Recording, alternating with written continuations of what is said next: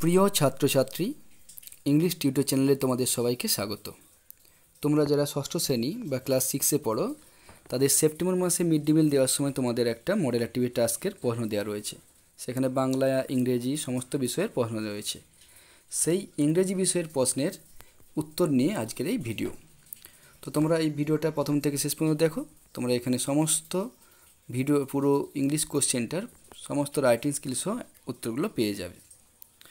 তো দেখো, প্রথমে বলছে তোমাদের অ্যাক্টিভিটি 1-এ কী বলেছে, রিড দ্য ফলোয়িং প্যাসেজ, নিচের প্যাসেজটা পড়তে বলেছে, অ্যান্ড অ্যান্সার দ্য কোশ্চেন, এবং প্রশ্নগুলোর উত্তর দিতে বলেছে, দ্যাট ফলো, যেগুলো নিচে দেওয়া রয়েছে। তো দেখো তোমাদের কি বলেছে এটা। প্রথমে প্যাসেজটা একটু মানেটা দেখে নাও। 1001 Nights is a collection of the Middle Eastern folk tales compiled in Arabic during the Islamic Golden Age। বলছে 1001 রাত্রি, মানে 1001 রাত্রি, এই যে কালেকশন, এটার নাম, এটা হচ্ছে সংগ্রহ of middle eastern folk tales.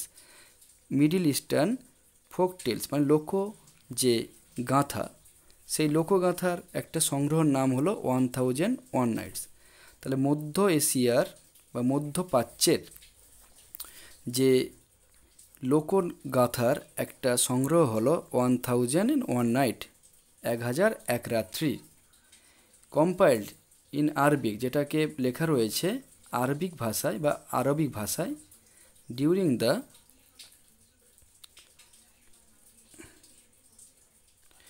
The Islamic golden age. যেটা লেখা রয়েছে কখন না, ইসলামিক গোল্ডেন এজ। ইসলামিক মানে মুসলিম ধর্মের যখন সোনার যুগ চলছিল, স্বর্ণযুগ, সেই ইসলামিক স্বর্ণযুগের সময় 1001 রাত্রি নামক একটা মধ্যপ্রাচ্যের লোকগাথা আরবিক ভাষায় রচনা করা হয়েছিল। It is often known in English as the Arabian Nights. এই 1001 রাত্রি, এই যে বইটার নাম, এটাকে it is often known in English, এটাকে ইংরেজি ভাষায় প্রায় জানা যায় as the Arabian Nights, the Arabian Nights নামেই জানা যায়, বা আরবিক রাত্রি নামে। তাহলে 1001 রাত্রি এটা ছিল নাম, আরবি ভাষায় লেখা ছিল, কিন্তু ইংরেজিতে সেটা কী নামে পরিচিত, দ্য আরাবিয়ান নাইটস নামে। The work was collected over many, শুধু চলে যাচ্ছে, আচ্ছা এবার আর কোনো সমস্যা হবে না। দেখো কি বলেছে, the work was collected over many centuries by various authors, translators and scholars across West, Central and South Asia and North Africa. The work was collected, এই যে আরবিয়ান নাইটসের যে গল্পগুলো রয়েছে, লোকগল্প বা লোকগাথা, সেগুলো ওয়াজ কালেক্টেড সংগ্রহ করা হয়েছে ওভার মেনি সেঞ্চুরিজ, অনেক শতাব্দী, সেঞ্চুরিজ মানে শতাব্দী ধরে, বাই ভেরিয়াস অথার, বিভিন্ন লেখকের লেখা থেকে, ট্রান্সলেটর্স, কিছু লেখকের লেখাগুলোকে ট্রান্সলেট করে, পরিবর্তন করে ভাষাতে, অন্য ভাষাতে, অ্যান্ড স্কলার্স, এবং কিছু পণ্ডিতদের লেখা থেকে, অ্যাক্রস ওয়েস্ট, তারা কথা বলার লোক, সেই লেখক, ট্রান্সলেটর্স এবং স্কলার্সরা ওয়েস্ট, পাশ্চাত্যের, সেন্ট্রাল মধ্য, অ্যান্ড সাউথ এশিয়া এবং দক্ষিণ এশিয়া। তাহলে পশ্চিম, মধ্য এবং দক্ষিণ এশিয়ার, অ্যান্ড নর্থ আফ্রিকা এবং উত্তর আফ্রিকার সমস্ত লেখকদের, তারা পরিবর্তনকারী ট্রান্সলেটর্স এবং স্কলার্স এবং কিছু পণ্ডিতদের লেখাগুলোকে শতাব্দীর পর শতাব্দী ধরে সংগ্রহ করে এই আরবিয়ান নাইটস বা 1001 নাইটসটাকে রচনা করা হয়েছে। The bulk of the text is prose, এই টেক্সটের লেখাটা রয়েছে কিসে, প্রোজ মানে গদ্যে। Although verse is occasionally used, verse মানে কবিতা প্রায়শই ব্যবহার করা হয়েছে এই বইয়ে, ফর সংস গানের জন্য, অ্যান্ড রিডলস এবং ধাঁধার জন্য, রিডলস মানে ধাঁধা, and to express serious emotion, এবং কিছু সিরিয়াস ইমোশান মানে আবেগকে ব্যাখ্যা করার জন্য গানেরও বা কবিতারও ব্যবহার করা হয়েছে। তাহলে কি বলেছে, টেক্সটটা মূলত লেখা রয়েছে গদ্য ভাষায়, কিন্তু কিছু কিছু সময় এটাকে গানের ব্যবহারের জন্য, ধাঁধার ব্যবহারের জন্য, এবং কিছু কিছু আবেগকে প্রকাশ করার জন্য এখানে কবিতারও ব্যবহার করা হয়েছে। Some of the stories commonly associated with, কিছু কিছু গল্প কমনলি অ্যাসোসিয়েটেড সম্পর্কিত রয়েছে with the Arabian Nights in particular, Arabian নাইটসের সঙ্গে কিছু কিছু গল্পকেও কিন্তু কি সংযোজিত করা রয়েছে বিশেষ করে। সেগুলো কি কি, আলাদিনস ওয়ান্ডারফুল ল্যাম্প মানে আলাদিনের আশ্চর্য প্রদীপ, Ali Baba and the 40 thieves Ali Baba এবং 40 চোর, and the 7 voyages of Sinbad the sailor Sinbad যে নাবিক তার 7টা সমুদ্রযাত্রার ও কথা এখানে বা গল্পগুলোকেও সংযুক্ত করা রয়েছে এই আরবিয়ান নাইটসের সঙ্গে। তাহলে আরবিয়ান নাইটসে মেনলি কিন্তু এগুলো ছিল না, এগুলো আরবিয়ান নাইটসে এই আলাদিনের আশ্চর্য প্রদীপ, আলিবাবা 40 চোর, সিন্দবাদের 7টা সমুদ্রযাত্রা এগুলো কিন্তু যোগ করা হয়েছে। Were not part of the Arabian Nights in its original Arabic version. তার মানে এই নাটকগুলো বা এই গল্পগুলো আলাদিনের আশ্চর্য প্রদীপ, আলিবাবা 40 চোর এবং সিন্দবাদের 7টা সমুদ্রযাত্রা were not part of the Arabian Nights Arabian নাইটসের অংশ নয় in its original Arabic version. তার আরবি ভাষাতে যে লেখা হয়েছিল, যখন আরবিয়ান নাইটস মানে 1001 নাইটস এটা যখন আরবি ভাষাতে লেখা হয়েছিল তখন কিন্তু এই গল্পগুলো ছিল না। যখন সেটাকে ইংলিশে ট্রান্সলেট করে আরবিয়ান নাইটস নামে দেখা হয় তখন এই গল্পগুলো তার সঙ্গে যোগ করা হয়েছিল। These stories were added to the collection by Antoine Galland and other European translator. তাহলে এই গল্পগুলো এই আলাদিনের আশ্চর্য প্রদীপ, আলিবাবা 40 চোর, সিন্দবাদের 7টা সমুদ্রযাত্রা এই গল্পগুলো ওয়ার অ্যাডেড যোগ করা হয়েছে টু দ্য কালেকশন এই 1001 নাইট যেটা আরবিয়ান নাইটস নামে পরিচিত তার গল্পের সংগ্রহের সঙ্গে যোগ করা হয়েছিল এই গল্পগুলোকে কার দ্বারা? বাই অ্যান্টনি গ্যালান্টের দ্বারা অ্যান্ড আদার ইউরোপিয়ান ট্রান্সলেটর এবং অন্যান্য ইউরোপীয় ট্রান্সলেটর মানে ভাষা পরিবর্তনকারীদের দ্বারা। তাহলে এই গল্পগুলো তাহলে ইংলিশ ভার্সান যে 1001 নাইট 1001 রাত্রির যে English version the Arabian night তার সঙ্গে যোগ করেছে কারা? কিছু ইউরোপিয়ান ভাষা পরিবর্তনকারী এবং অ্যান্টনি গ্যালান নামে একজন ব্যক্তি। তো এটা ছিল তোমাদের প্যাসেজটা। তো প্যাসেজটা থেকে উত্তর যে কর্তব্য প্রশ্নগুলো সেগুলো দেখো তোমাদের কি বলেছে। প্রথমে বলেছে কি দেখো, complete the following sentences with information from the text থেকে কিছু ইনফরমেশন নিয়ে বাক্যগুলোকে পূর্ণ করতে হবে। প্রথমটা কি বলেছে? The Arabian Nights is a collection of Arabian নাইটসে কিসের কালেকশন না 1001 nights middle eastern folk tales 1001 রাত্রির মধ্যপ্রাচ্যের লোকগাথা। তাহলে আরবিয়ান নাইটসটা কিসের সংগ্রহ? 1001 রাত্রির অনেকগুলো মধ্যপ্রাচ্যের যে লোকগাথা রয়েছে বা লোকগল্পগুলো রয়েছে সেই গল্পের একটা সংগ্রহ।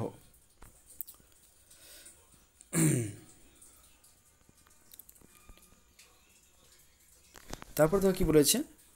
In the text verse is used for, এই গল্পে বা এই গদ্যাংশে যেটা পড়লাম আমরা তাতে ভার্স মানে কবিতা ব্যবহার করা হয় কিসের জন্য? কবিতা ব্যবহার করা হয় সংস গানের জন্য, অ্যান্ড রিডিলস ধাঁধার জন্য, and to express serious emotion এবং কিছু আবেগকে ব্যাখ্যা করার জন্য। তারপর কি বলেছে? One of the famous translator of the Arabian night is, সেই আরবিয়ান নাইটটার যে ট্রান্সলেটর ভাষা পরিবর্তনকারীদের মধ্যে একজন বিখ্যাত ভাষা পরিবর্তনকারীর নাম কি? তার নাম হলো অ্যান্টনি গ্যালান্ট। অ্যান্টনি গ্যালান্ট এবং অন্যান্য ইউরোপিয়ানরা এটা ভাষাটা পরিবর্তন করেছিল। তো অ্যান্টনি গ্যালান্ট তাদের মধ্যে একটা নাম দেওয়া রয়েছে, সেই নামটা তাহলে কী হবে? Antoine Galland. তো এটা তোমাদের এর দাগের কোশ্চেনগুলো হয়ে গেল। এবার বি এর দাগের কোশ্চেনগুলো আমরা দেখব। দেখো বি এর দাগের কোশ্চেন কী বলেছে? Answer the following questions. বলছে কি, when was the Arabian Nights composed, Arabian নাইটসটা কখন রচনা করা হয়েছিল বা লেখা হয়েছিল? The Arabian Nights was compose during the Islamic golden age, Arabian নাইটসটা রচনা করা হয়েছিল ইসলামিক সুবর্ণযুগ বা স্বর্ণযুগের সময়। তারপর তো কী বলছে? In which language was it original written, কোন ভাষাতে এটা সত্যিকারে বা প্রকৃতপক্ষে লেখা রয়েছিল? It was originally written in Arabic, এটা আরবি ভাষায় লেখা হয়েছিল। তারপরে কি বলেছে দেখো, এটা একটু লেখাটা দেখে ঠিক করে বুঝে নেবে।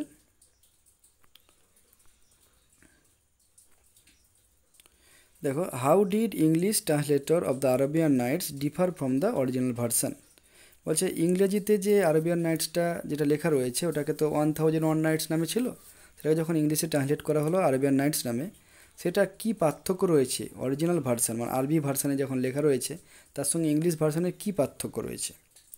তো দেখো একটু ভালো করে একটু দেখে নাও, বুঝতে পেরে যাবে।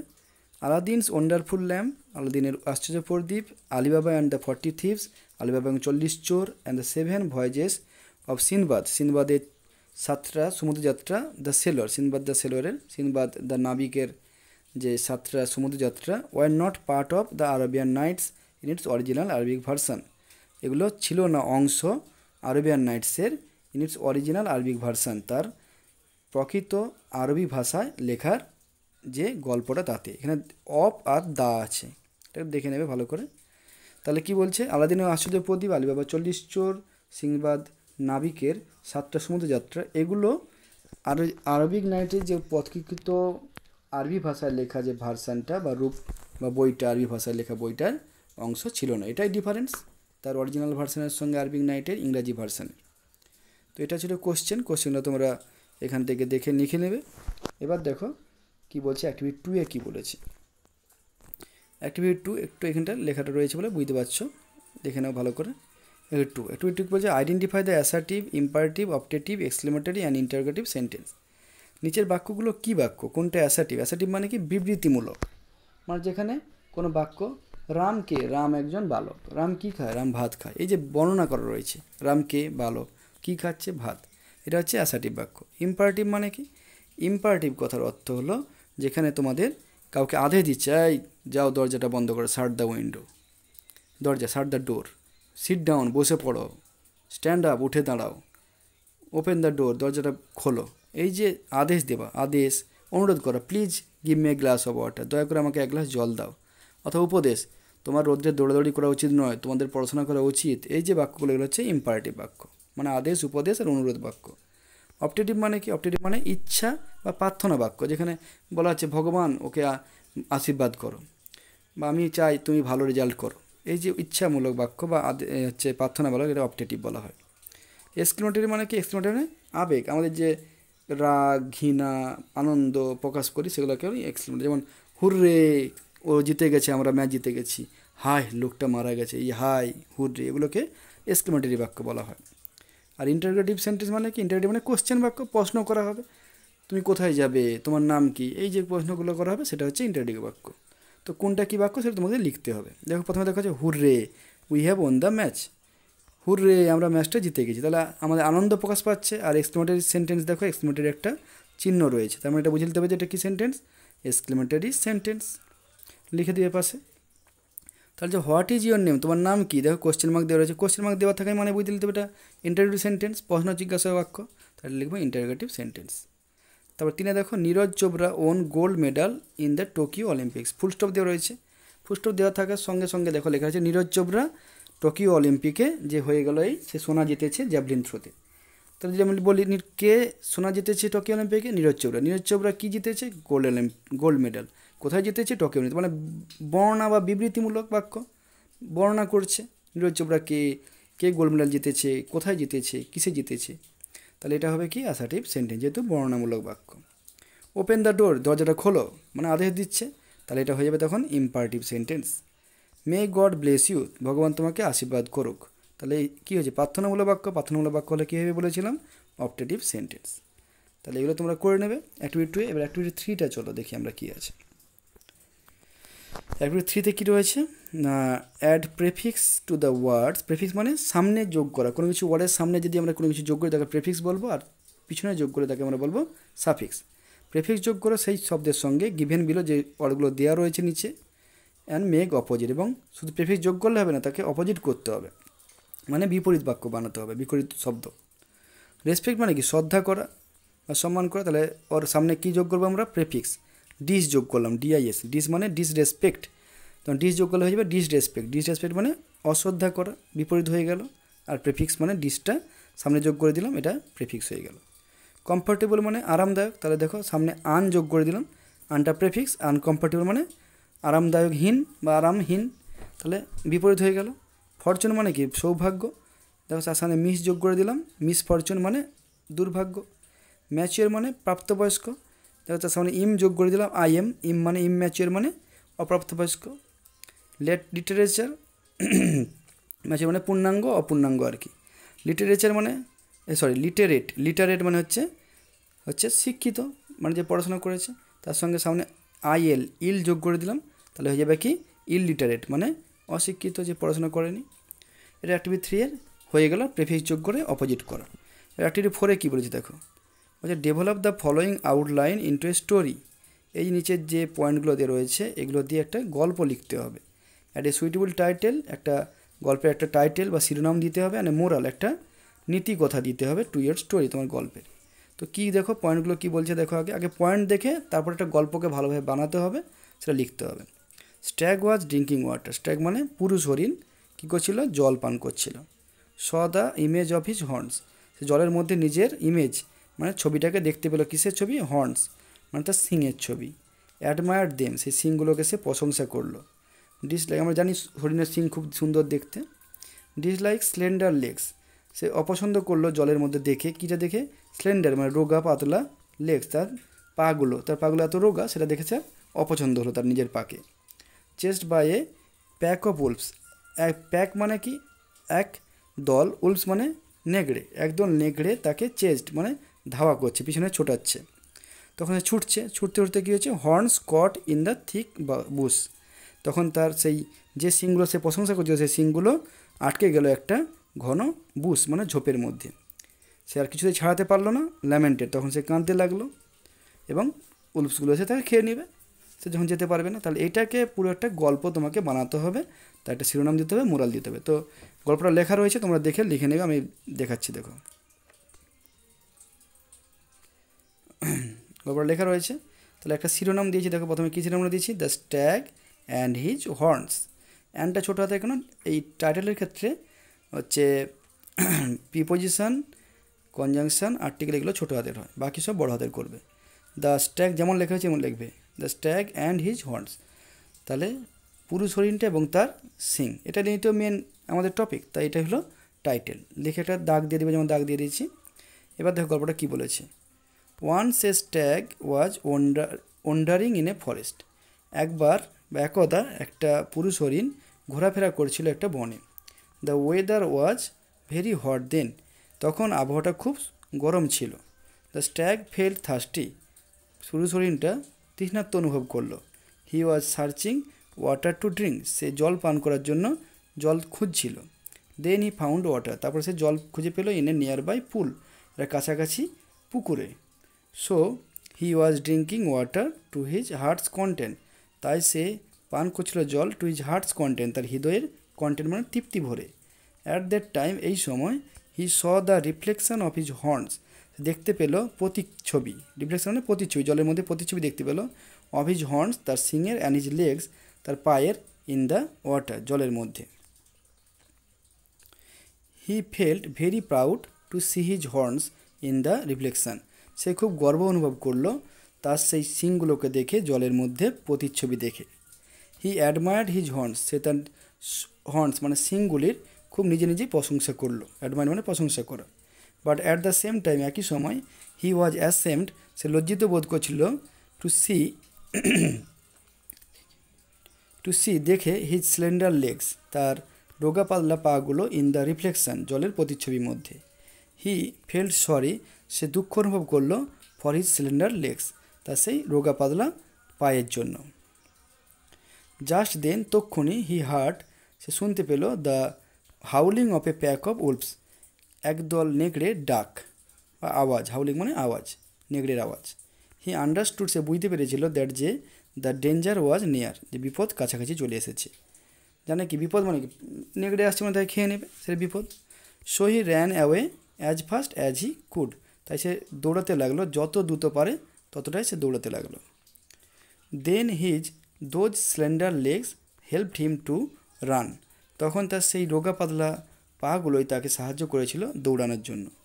But soon his beautiful horns became his enemy, শীঘ্রই তার সেই সুন্দর সিংগুলো হয়ে উঠল তার শত্রু। কীভাবে শত্রু হয়ে উঠল তার সিংগুলো? When he was running very fast, যখন সে খুব দ্রুত বেগে দৌড়াচ্ছিল। দেন হিজ হর্নস এনট্যাঙ্গেল, তখন তার সিংগুলো আটকে গেল, ইন এ থিক বুশ, একটা ঘন ঝোপের মধ্যে।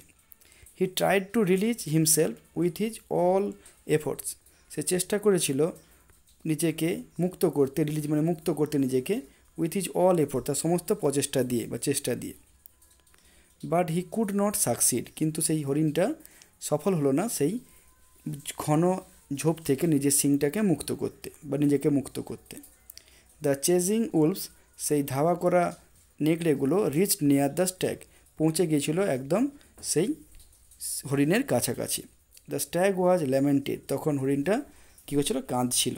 বাট ল্যামেন্টেড মানে কাঁদছিল। But he had no way to escape, কিন্তু তার কোনো পথ ছিল না সেখান থেকে বেঁচে পালানোর। দ্য হাংরি উলফ, সেই ক্ষুধার্ত নেগড়েগুলো জাম্পড আপন হিম, তার উপর লাফিয়ে পড়ল। জাম্পড আপন হিম অ্যান্ড কিল হিম, এবং তাকে কী করলো না, হত্যা করে দিল। তো মোরালটা, নীতিকথা কী হবে, all that glitters is not gold, যে সমস্ত জিনিস চকচক করে সেটা সবসময় সোনা হয় না। কারণ কি, তার সিংটাকে দেখে তার মনে হয়েছিল খুব সুন্দর, পাটাকে তার অপছন্দ হয়েছিল, কিন্তু সেই পাটা তাকে বাঁচানোর চেষ্টা করলো আর সিংটা তাকে হত্যা করার জন্য দায়ী হয়ে গেল। তাই লেখালো all that glitters is not gold. নীতিকথাটা লিখে নেবে, আর এই গল্পটা তোমরা দেখে কী করবে, এখান থেকে দেখে পুরোটা লিখে নেবে।